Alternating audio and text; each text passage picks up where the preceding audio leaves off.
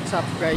So around 10 AM ngayon, di-deliver tayong mags which is yung Honda Wave para sa Raider FI. Deliver natin sa airport, medyo malayo yun dito. Customer naman, nag-add naman si customer sa atin ng pambayad, pamasahe.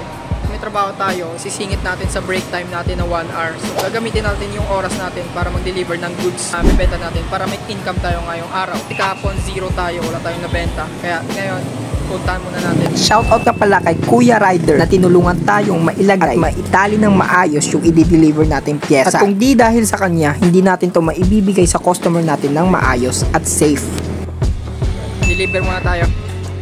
Kaya tara, mga 10 minutes lang naman yung biyahe nito guys. So maya maya, andito na tayo. Baka kasi mainip kayo pag nilagay ko pa dito yung video. At nandito na nga tayo sa pagdi-deliveran natin. So mamaya, pupunta na lang sa atin si customer. Dito nga kami daw mag-meet up sa Rojas Airport.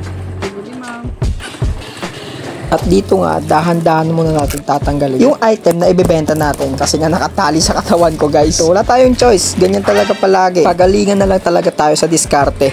Iber, hintayin mo natin yung customer natin na mag-pick up nito guys. At ayan na nga si customer, kaya laking gulat ko, AFP pala si sir.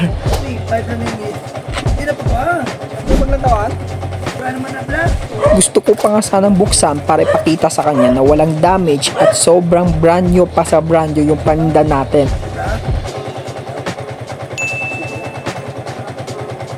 Na safe sa atin at legit tayo.